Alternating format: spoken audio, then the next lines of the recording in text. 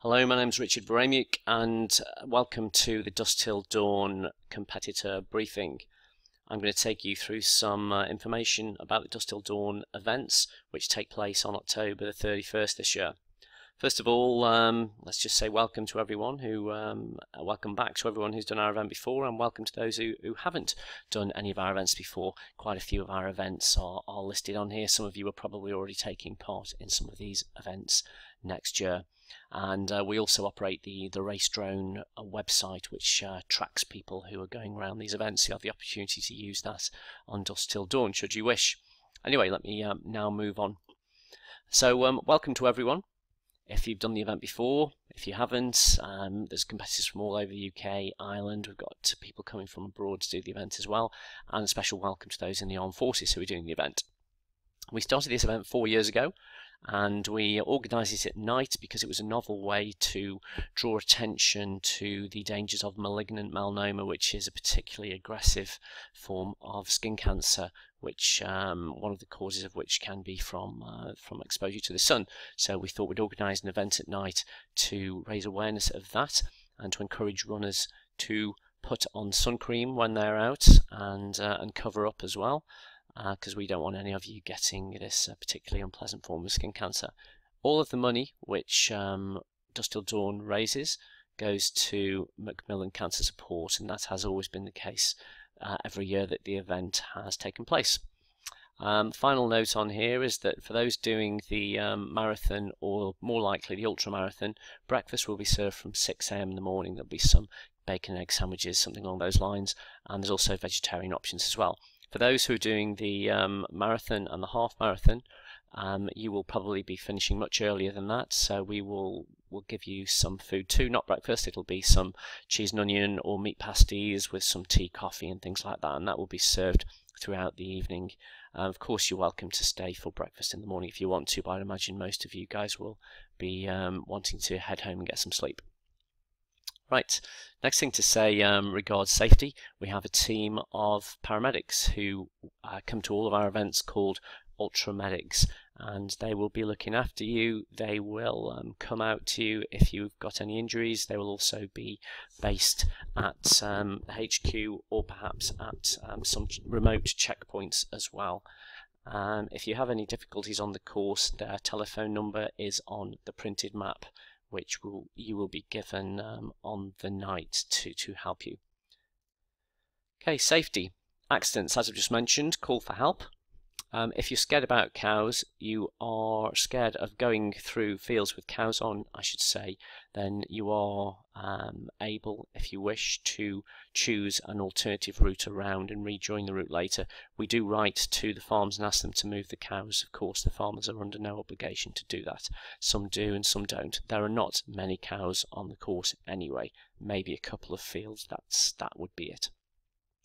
Other key thing to highlight is weather. If you get cold, then add your layers on straight away. The kit list, which is in your participant guide, we do check that you do have all of the mandatory kit, and that mandatory kit does include a warmer layer as well as waterproof jackets as well. We also suggest you bring hats and gloves. We just don't know what the temperature will be like. We've had a fairly mild run in October so far. But you know, it has the potential to be very cold. It could even be very wet. Previous years, it's been a real mixture of dry weather, cold weather, wet weather. In the very first year, there was even sub-zero up on the highest points, and that actually forced us to use what we term a red route. So on the map there is a red sections highlighted, which if you're instructed to, we will help you to avoid some of the cold sections of the course. Anyway, fingers crossed. Let's hope for good weather, but you should always be prepared by bringing everything on the kit list. We do, as I say, kit check everybody at registration. If you haven't got all of the kit, you won't be able to start, and this has happened in the past. So consider yourselves well warned. Drop bags. For those of you doing the ultra marathon, the drop bags, you can, if you want to, bring us a drop bag. Not everybody wants one.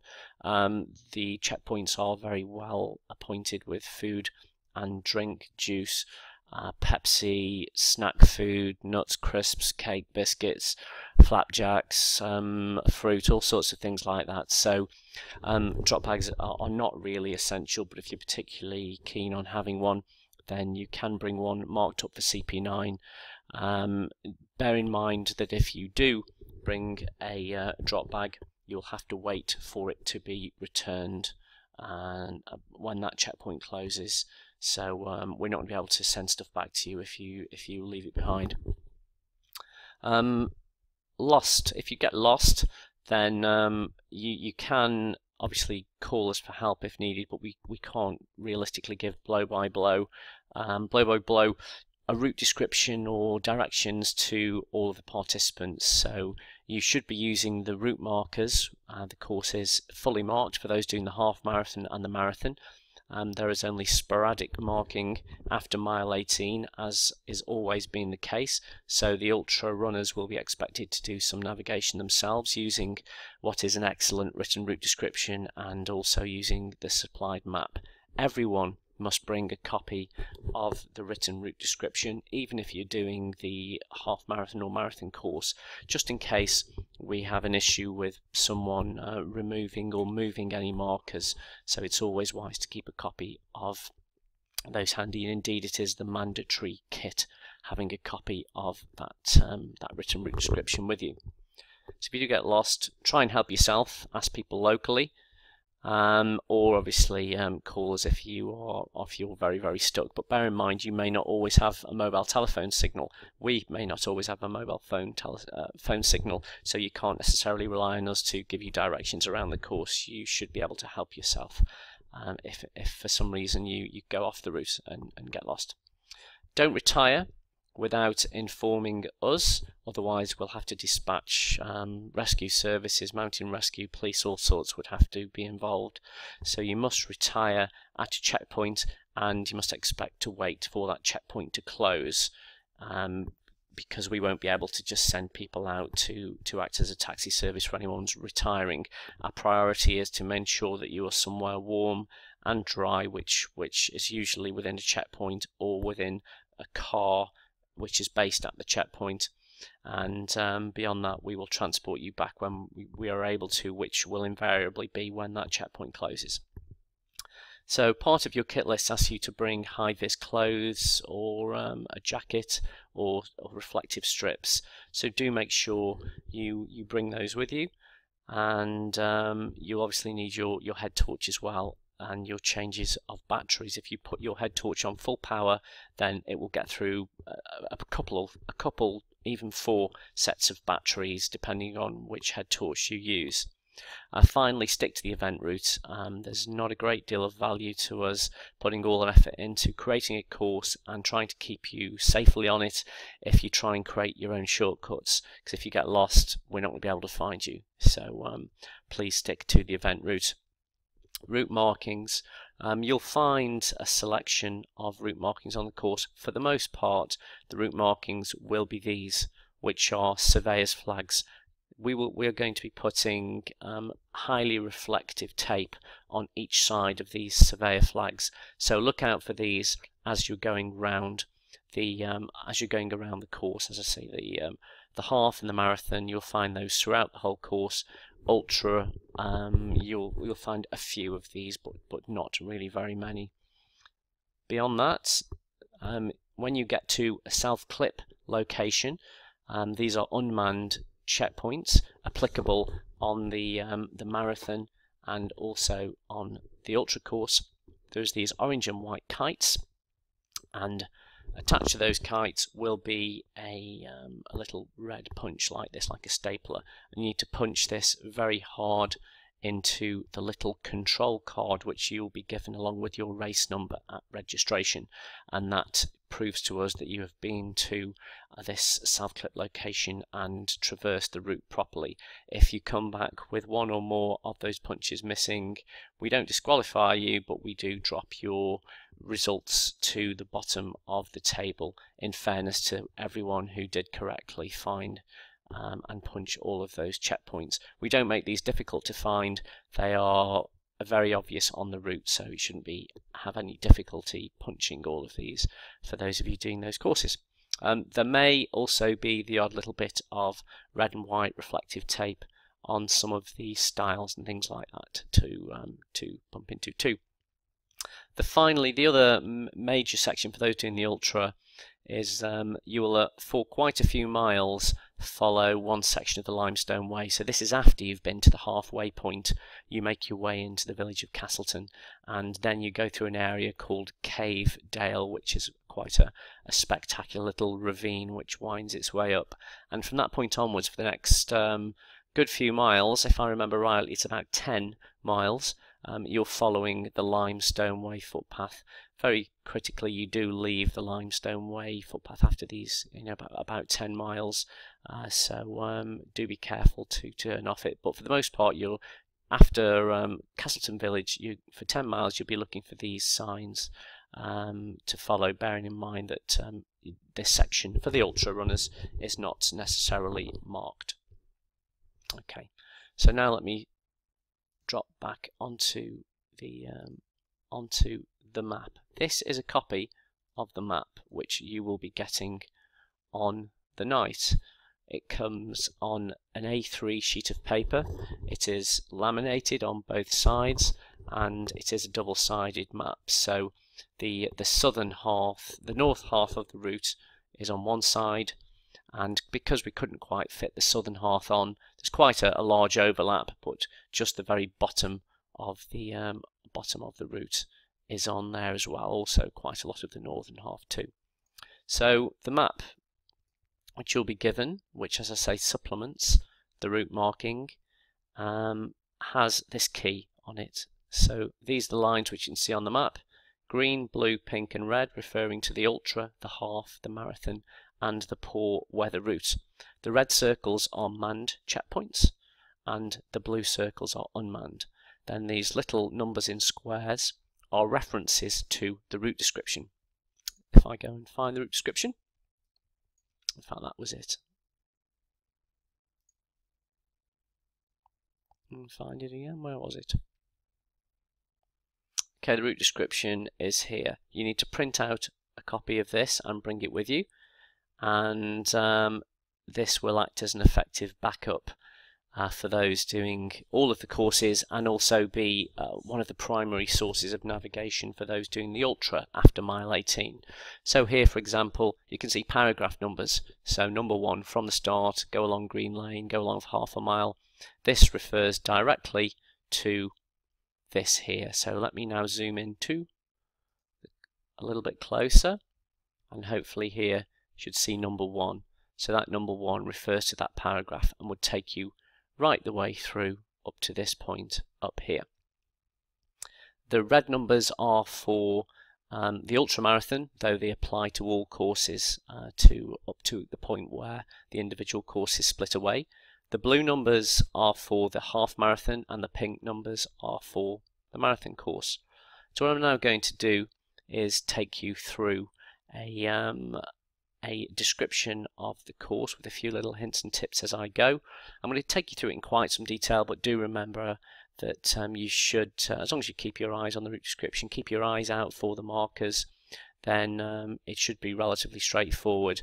The only area which it is essentially impossible for us to put flags on is for the marathon course when you get past this section here. So trying to find your way through the town centre, you'll have to use the written route description, because the flags won't, they can't be stuck in the concrete ground. So there may be little bits of tape, but for the most part please follow the written route descriptions for 53, 54, 55. It's only a very short section that you'll have to follow, and it should be very straightforward. So for everyone, you will start at 4:45 after a short race briefing, and then you'll make your way along the road here, which is Green Lane, right the way through to the traffic lights, which is a main set of traffic lights as you enter Buxton from the south. And you're going to go straight across and join a quiet lane, which after about half a kilometre turns into a track. What I'll do at this point in time is flip over to actually, just before I do that, I'm going to flip over to another map in a minute, but just want to mention something here. Checkpoint 12, this is only applicable to those who are doing the ultramarathon. So everyone is going to run past one of those orange and white kites just a couple of miles into the event. Please ignore that. Only those doing the ultra, when they come back from CP11, will be expected to punch that flag, so everyone else ignore it. Okay, so what I'm now going to do is jump into a more detailed version of the map here. So there we go. Right, so here is Buxton School, where you'll be starting. As I mentioned, you go along Green Lane to a set of traffic lights, which is here, and then you'll go across this quiet country lane, which turns into a 4x4 track around this point here. It's called Macclesfield Old Road. Actually, it's like a dirt track, gravel track, and then you've got a straight road, straight track right the way along for a couple of miles up over the hill and back down to the area called Derbyshire Bridge. There's a little car park here, a little brick built building there as well, a toilet if I remember rightly, and what you it probably won't be open for those wondering if it is though. Toilets wise, there is some at HQ. Beyond that, there is lots of well-appointed bushes all over the course. You will certainly pass a few pubs along the way as well, so if you ask nicely, they may well let you use the toilets. So everyone's going to come along to this area of Derbyshire Bridge, where the road then turns back into a tarmac road. So let me just undo those courses a second just to make this a little bit clearer. So you come down here, the road here turns back into a tarmac road, and everybody is going that way. So let me put this single line back on there. So you then rejoin the tarmac road and make your way right the way up to the well-known local landmark, the Cat and Fiddle. It's formally a checkpoint on the old Dusk Till Dawn course. It is not a checkpoint this year because it's only about 3 miles into the course, so you shouldn't be in too much need of refreshment that early on into the event. You'll continue along the road, and where the road bends sharply to the left, you'll follow the markers back onto the very wide 4x4 trail, which leads you up towards the summit of Shining Tor. Shining Tor, if those who run ultramarathons have heard of the Hill Ultramarathon, this is the course for the hill from the Cat and Fiddle to Shining Tor. It's 1.5 miles long, and competitors on that event have to run up and down it 55 times. It's not one of my events, but we do help out at it. It's a friend of mine who organises that event. Anyway, so you're, by good fortune, only going to have to visit Shining Tor once. So you're going to follow the markers up here. There's a finger post taking you up to Shining Tor, and there is no checkpoint on Shining Tor as there has been in previous years. Instead, you're going to turn right and follow the paving stones right the way along the main track, all the way over a little bump which is Cat's Tor, and then along to checkpoint 1, which is Pim Chair Car Park. This is a fully manned checkpoint with food and drink, and it is also the point where the half marathon course splits off. And let me just make that a different colour here just to make that a little bit more visible.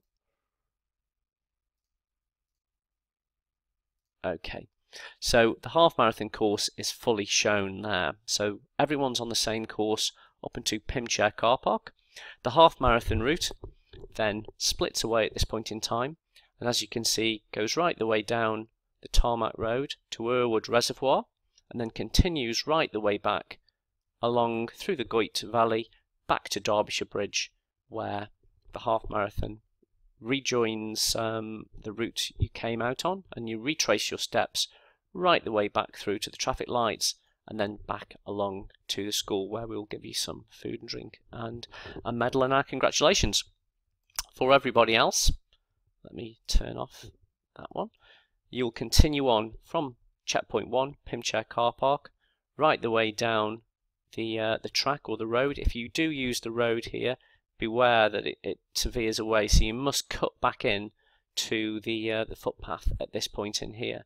And as you can see, you then go past Wingather Rocks. This is actually a cliff face here on the left hand side. You want to make sure you stay on the track and don't go too close to the cliff edge. It is a sheer drop, and you would do yourself a serious injury, if not kill yourself if you dropped off that. So please stick to the path. When you get to the end here, there's two route directions. You can either go right through the woods or you can go straight on across this farmer's field, and our route markers will lead you straight the way along this field here. And once you get to the end here, this is Blackgate Hill Farm. We have special permission from the farmer at this point in time to join this, which as you can see is not a public right of way. There's no little green dots across here. So you'll follow the route markers carefully around the farmer's walls, and that'll lead you over Taxall Moor down to Taxall Moor Road. You then have a very quick left turn for a couple of 100 metres and go across 1, 2, 3, 4 little fields to get into Taxall, where you will go down a very steep little cobble track beside the spooky Halloween graveyard of Taxall. Don't worry, we're not going to do anything Halloween or scary at that point in time. There's plenty more on that on other parts of the course. You've then got you'll go over a little footbridge here, and you'll make your way right the way up through to Taxall lay-by. This is a manned road marshal point. This does not have food and drink because you will have only just had it a mile or two earlier.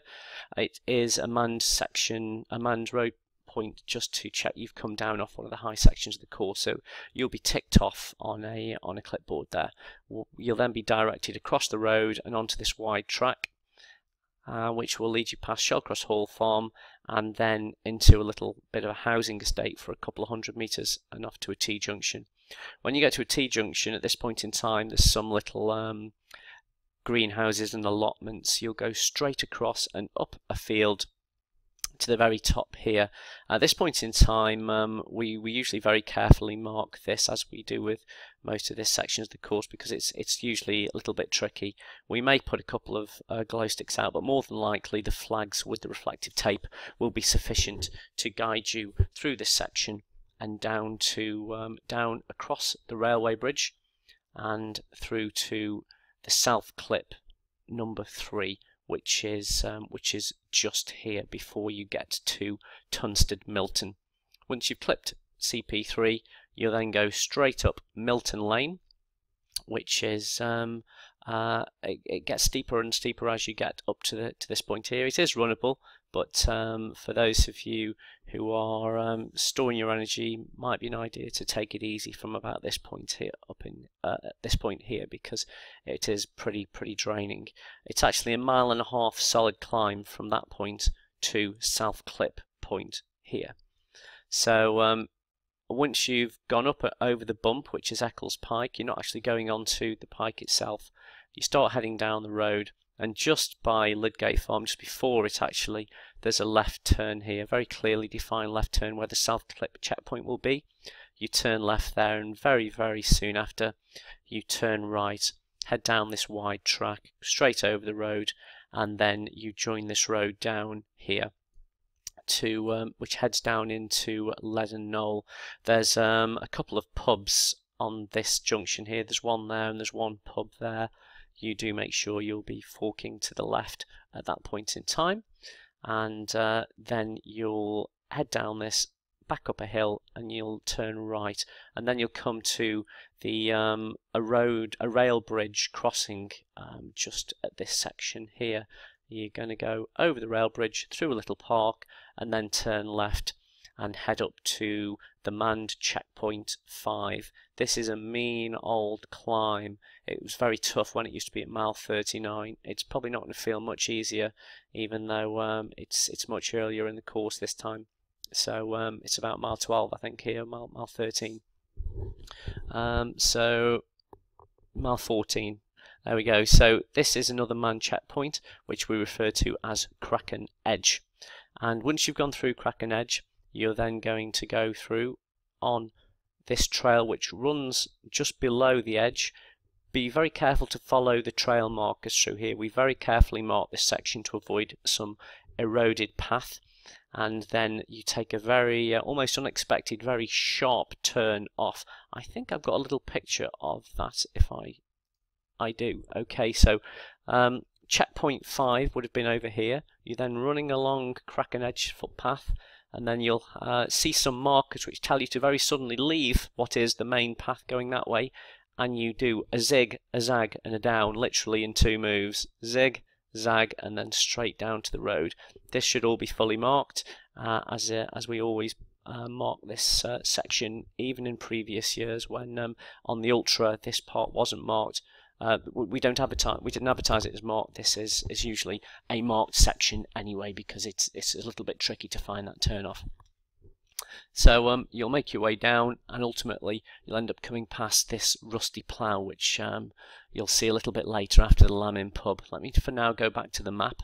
So that was the zig, zag and down to the road, followed by a quick left turn, and then alongside some houses, past a farm, and you come up here to cross the main road. This is the Lamb Inn pub, for those that know the area, and this is also the point where our first Grim Sweeper transforms into his second incarnation, and our second set of sweepers begin their chase behind you. So you'll go over a very tall ladder style here and make your way up this field, and then you contour around around this hill, and you end up back at this 4-way junction. We will very carefully mark this for you right the way up to join the Pennine Bridleway at this point here, and this is Self Clip, an unmarked checkpoint number 6. You are then on what is a very wide, great big motorway of a path for almost 3 miles from South Head right the way through to man checkpoint number 7. Just make sure you stay on the main track. Don't follow any of the left turns or any of the right turns. The left turns will take you up onto Kinder, and we don't want to be trying to find you if you find yourself up onto Kinder, because it's very bleak and miserable. It's not difficult once you're on this section. We will mark this first bit, and then you will not see any more markings at all until you get to here. So that'll be 2.5 miles in essence without any route marking, quite simply because it's one straight, very wide 4x4 track that you cannot go wrong on as long as you just stay straight on it. So you'll make your way right the way along to here, which is the manned checkpoint number 7, and this is where the marathon route splits off. So let me just spend a few minutes now talking about the marathon route from this point onwards. For those who are doing the Ultra, you can skip ahead a minute or two and pick up the course in the recording. So marathon route here shown in pink. So once you've left the marathon runners, once you've left this checkpoint here, you, instead of going the way the Ultra runners are going, you'll be going down the road. There's a lay-by here where there'll be quite a few cars parked, support vehicles and things like that. You'll head down this road for a few hundred meters, then cross the road, go through a very wide gate, and then fork to the right. There is a trail going that way too. Do make sure you follow this one here, which will be marked very clearly for you to follow. Shortly afterwards you go over a small stile, and then follow a wide 4x4 farm track along here for almost 1 kilometre until you get to this little country lane, where you turn left and then take your first right the way down to this T-junction here. Now then, this bit I will highlight for you. Again, this I do keep repeating myself to say it will be fully marked, but it's worth noting the route that you take. There's quite a lot of fields to get through here. So as soon as you come past that T-junction there, you actually be heading straight ahead into the far left-hand corner to find the first stile. There's not much of a path from there to there. There's a more obvious path actually that takes you this direction, so do be careful to follow the route markers to go up to the corner of that field. You then cut through over a stone wall stile and then continue in the same direction over another one, and you'll keep to the edge here to go over a small bridge over a stream, and then continue in the same direction. You should see really it's pretty much one straight southerly direction right the way to the point where you join a wide track at this point here, where you go over a small stile and go very steeply zigzagging down the hill until you get down to this road, which is where the A6 and the A623 join. So at this roundabout at this point in time, you'll join the pavement on here and run your way along through to this village, which is Dove Holes. Let me there we go, it's the village of Dove Holes. You'll go right, almost right the way through the village to the point where you'll get to the set of traffic lights in Dove Holes. The traffic lights are on this junction here. You go straight through those traffic lights. 50 meters later, there is a left fork, and you follow that left fork straight the way along the tarmac road, across the next crossroads at Peak, just before Peakdale, and then about 400 meters after the crossroads, you'll find South Clip number 8B, and that's your final South Clip location. At that point in time, you leave the road. You could, if you wish, you want to go that way, but I'm not sure why you'd want to make your life more difficult and longer.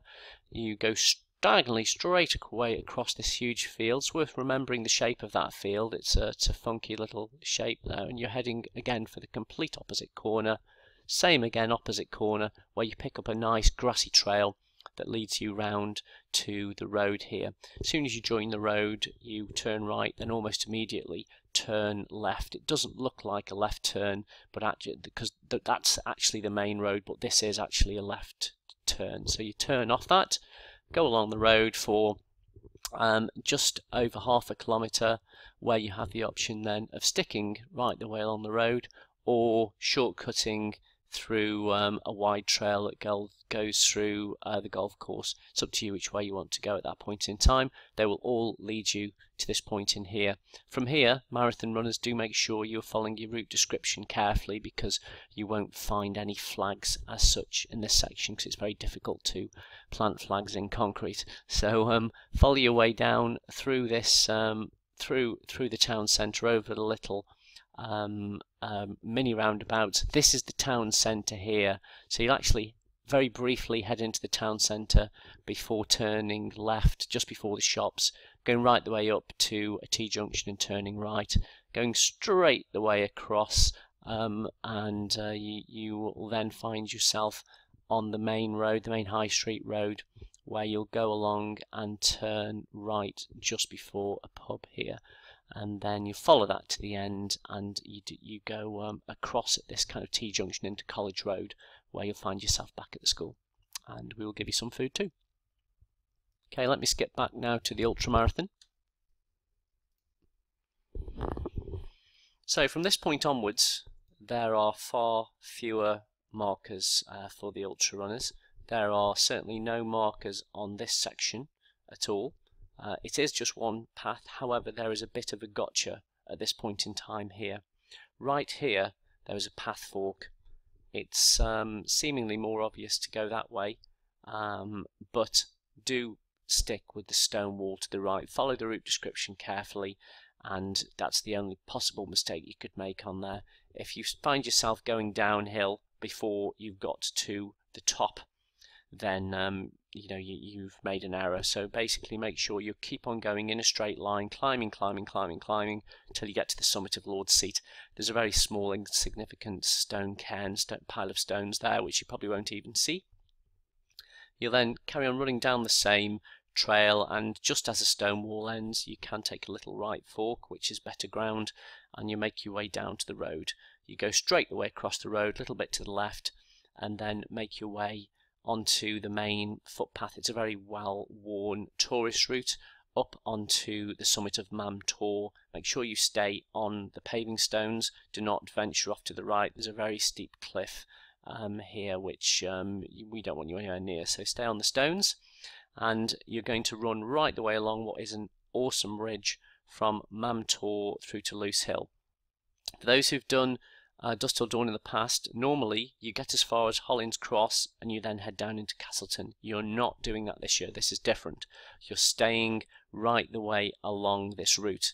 Usually at the start of the old Dusk Till Dawn course, you come up to this point and join this ridge here, and carry on. So you've almost done all of it in the past, but not this section.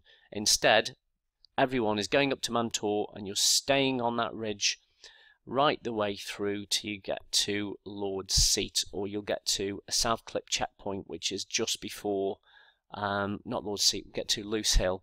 At this point in time here, you'll have to climb up Back Tor, which is a stony, craggy little stop footsteps, stairs in the stone as you go up that.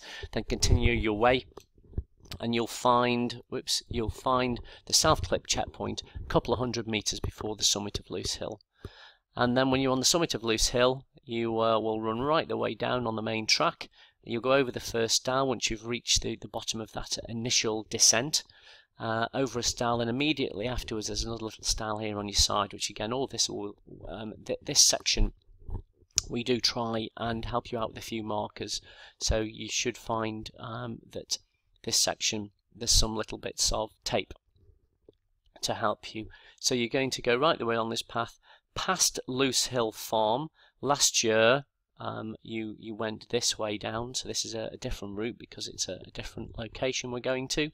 So you'll go down to past Loose Hill Farm, then turn right, and you're following the main sign which leads you down towards Hope. I'm not going to try and talk you through this section because there's lots and lots of fields, but the reality is there's one main path which goes the way down. However, the thing to look out for is when you've crossed the train line, which is here, you're then going to go across a few fields, and at this point in time there's a crossroads of footpaths, and you're going to turn right. You would normally go straight ahead down to here. You could still do this if you want to, and then go that way to find the halfway checkpoint, but easiest is just turn right. Follow this around the playing fields and you arrive at the Hope Sports Centre, which was last year's start-finish venue. This year it's mile 25, just over. So in here you're going to find some drop bags if you want them, as well as some hot food and drink to refuel you ready for the second part of the course. Nice and easy to start with. It's a nice flat run all the way along the road into Castleton Town Centre. There's a very sharp left and a sharp right.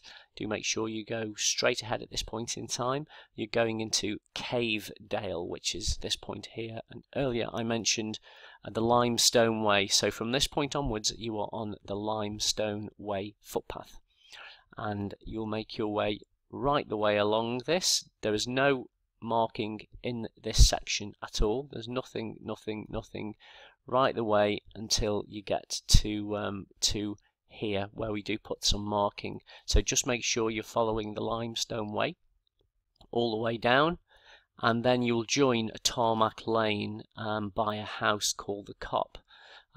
Just be very careful here, because you'll join the tarmac lane and it's very easy to run right the way down and find yourself in Peak Forest.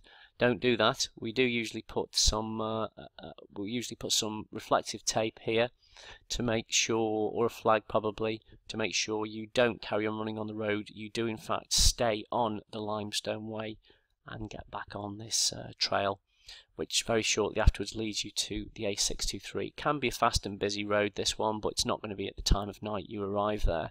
You're turning left just for 100 meters or so, then turning right along Western Road. It doesn't actually say Western Road there, but you'll make your way along that for about 1.5 km to a road marshal point, which is road marshal point checkpoint 10.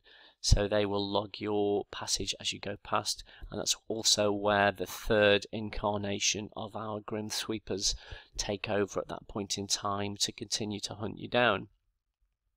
You're going to continue straight the way along on the road, right the way around to the T-junction by Weston Hall Farm. It's a very quick left turn and then right, continuing to follow the Limestone Way. Right the way through, you re-pick up a road again at this point in time, and continue down to this point in here, which is it's not a crossroads, it's actually a T-junction of a tarmac road, but you go straight across, continuing along the Limestone Way, right the way down, following it until you get through to Monksdale Farm. So just be careful to There's a footpath junction here. Basically, all you need to do is make sure that you are keeping to the right and follow the main path down. Don't take any strange and random right turns through gates which lead you very steeply downhill here into Monksdale. Just stay on the main track and it will eventually lead you through to a tarmac drive that you turn right and you arrive at Millersdale, just in front of a little church here. Once you arrive in Millersdale, you're going to go down a few little stone steps which are there, turn left and then go across a footbridge which is there, which leads you up to the Monsell Trail. The Monsell Trail is a bicycle route, a very major bicycle route, and it's very, very tempting to think, oh, I'll turn right or turn left along that route. You're not going to do that. You're going to go straight across there. You're going to go back into the undergrowth. I will put some tape there, and that will lead you up, and you climb around here, which is the Priest Cliff climb. There's a quarry in here. This is a very sharp, nasty climb. You'll certainly know what your legs are for by the time you get to this, which is about mile 34 or something along those lines. You get to the top of this climb, over a stile, and head across the field. Now, this has actually been, the marking across here is very good. Now there's some yellow paint which takes you across. You're going in one straight line right the way across to Lydgate Farm, but just so you can see the field boundaries here. Can you see how you're sticking very close to the wall but swapping sides?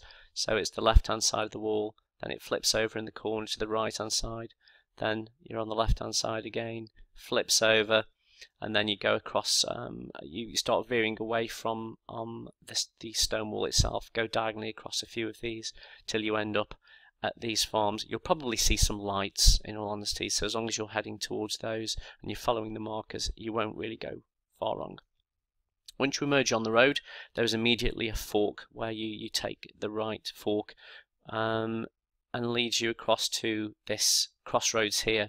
I should have said actually you leave the Limestone Way at this point in time. The Limestone Way rather dangerously takes you up this road. It's really very dangerous and I don't like it, so I've taken you off at that point in time. So you rejoin the Limestone Way at this point here and go straight across, and then you'll arrive at the Waterloo Hotel. This used to be a road marshal and checkpoint in previous Dust Till Dawns. It isn't this year, but there is a pub there. So you'll be heading alongside that pub and carrying on alongside it, picking up the main trail. Eventually you'll end up back at this road, and it's at this point in time you leave the Limestone Way forever. So just remember the Waterloo Hotel pub, and a mile and a half afterwards do not any longer follow signs for the Limestone Way, which splits off down here. You're instead going right the way down to the main road, going straight across onto a 4x4 trail, which will ultimately lead you through to the main road, the A515 here. You'll cross the road. There's an enclosed path which keeps you out of the traffic. You turn right and then left here on a very wide 4x4 trail, which takes you down and then up just after the crest of the hill. There is a right turn. This footpath finger post was slightly damaged. It was there, but it was not standing up straight last time I was there, so it might not be fully upright. You could, or if you accidentally carried on, you'd hit the main road, and if you turn right you would ultimately end up at the same place anyway, but it's slightly quicker if you turn right at this point in time because you can cut across all of these fields. Sometimes there's some cows in one or two of these fields here, but usually the farm, home farm, tend to move them for us. Okay, so you'll head across the fields and then you'll follow the road all the way into Earl Sterndale, which is the mile 40 manned checkpoint at the school. So be sure to say a thank you to Dan, who was the headmaster, who's very kindly going to open that building from about 10 AM through to 4:30 in the morning, and at which point in time that checkpoint closes. Once you've been to the Earl Sterndale checkpoint, you head up the road until you get to this rockery. There is a rather bizarre footpath sign that leads you up through this house's little garden rockery. You go up through the rockery very steeply, again a really nasty little climb, short and sharp, and you end up above the old Hindlow quarry here. You turn left. Just a word of warning, for about 300 meters along here, this path is very, very deeply rutted caterpillar tracks, so do be sure not to, it's best not to run the first few hundred meters. Best sticking to the left hand side. In all honesty, pick your path, but either way, don't fall down any caterpillar tracks. The reason we're not taking you up that road is that road, even at night, is very dangerous. It's a big downhill. People come flying down here doing 80 miles an hour down it, so we don't want anyone going along that road for health and safety reasons. So do stick to the prescribed route and go along this caterpillar track. It actually improves at about this point here. You cross straight over the road, and then you'll go up a field and contour around this little hill and quarry area called Hindlow. So you contour around the top of the hill and eventually go back down and join the tarmac road.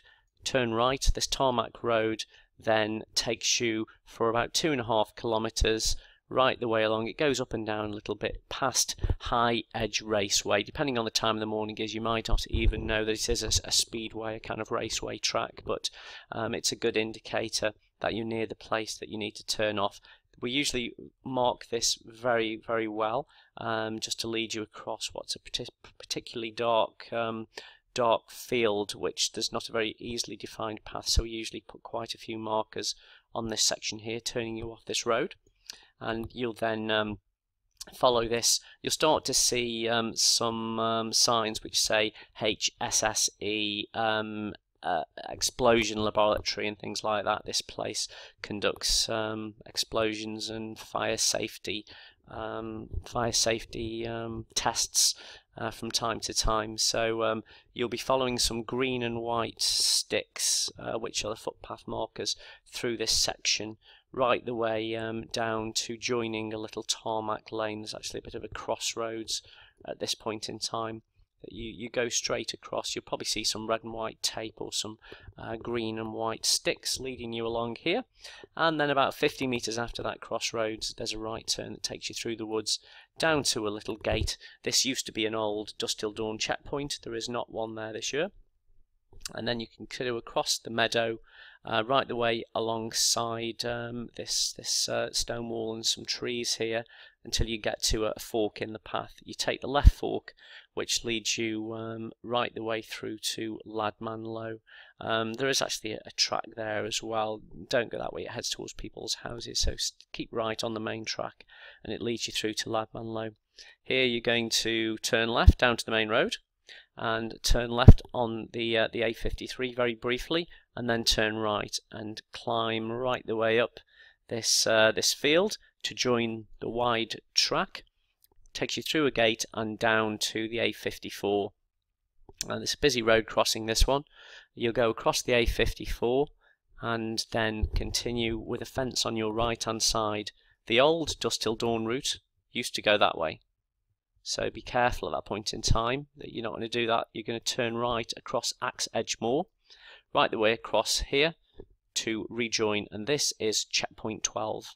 So checkpoint 12 you will have passed on the way out, and you're now going to retrace your steps right the way along Macclesfield Old Road to the traffic lights, straight across the traffic lights, back along Green Lane and through to the school, where you will be richly rewarded.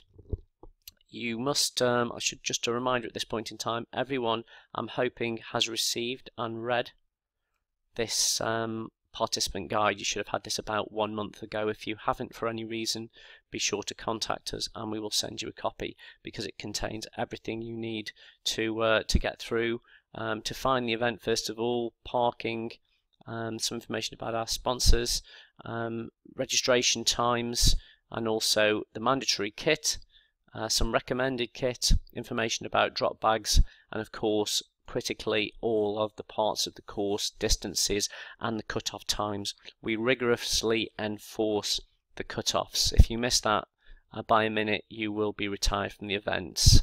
The whole purpose of this event is for you to stay ahead of the chasing Grim Sweeper and also to make the cut-offs. So if you do not do both of those things, then we will retire you from the event. Okay, again, please read through it all because there's lots of really useful information in here, and some information about GPS for those of you who want to use GPS too. The other thing I'd like to mention is tracking. We, on all our events, offer tracking, GPS participant tracking using RaceDrone, which is a website which we own and operate. We've tracked competitors on virtually every single ultra in the UK this year, and we also tracked competitors worldwide. For those of you who are following people running 153 miles across Greece, in Spartathlon, all of the British Spartathlon team had our RaceDrone trackers, and we've also tracked quite a few people. Even last weekend on the Centurion Autumn 100, we had quite a few people using the trackers there. So a little word about the tracking system. Quite a few of you have signed up already. So we have a website called RaceDrone, and you can be tracked by one of two different ways. Either you can hire a little mini GPS tracker from us that you pick up from us at registration, and we'll turn it on for you and you forget about it. Alternatively, for those of you who've got a smartphone, instead of hiring a tracker, all of these phones these days have GPS built into them, so you can download and install our RaceDrone app, and it acts like a tracking device. The event, and all you do is press start, put it in your pocket and forget about it. The tracking devices are slightly more sophisticated in that they work on every single mobile network and not just one. So if you, for example, have got no coverage on O2 on part of the course, then until you get back into an area of coverage, your phone won't be able to send its location to the website. So what we do is when you sign up, you can check some coverage. You can check the coverage map, and if you've got no coverage, we recommend hiring one of our trackers instead. On the night, what you'll do is your followers will all look at this link here, so they can follow your location right the way around the map. So you can see the red, the blue and the pink for the different courses, and the names of all of those being tracked with a little number will appear on the side here, and all those little flags will appear on the map. So the little flags will start moving around as you start going around the course, and it really is a really fun way to get more engagement from people at home, and they can text you some encouragement, and it really gets people far more excited in the event, and of course they're able to follow your progress. So if you've got any worried spouse, a girlfriend, etc., a boyfriend at home, then they will be able to follow your progress on here from the comfort of their own homes. And of course those people out on the course could also use this to help find where you are and meet you at an appropriate location as well. So it's a very handy little website and system that we've got set up. That is just about it. So if you have any more questions, please sign up to the Beyond Marathon community Facebook page. We have two pages. We've got a standard Facebook page, and we've got a community page which everyone can pitch in and ask questions, answer questions, and hopefully everyone will answer them for you as well as us. Beyond that, we look forward to seeing what exciting Halloween costumes you come up with for the night. Whatever it is, make sure you've got some warm clothes underneath as well. And we look forward to welcoming you on Halloween night, not least of which does our infamous Grim Sweeper, who is very, very real and is looking forward to claiming as many souls as he possibly can. So make sure you run quickly that night. See you on the 31st.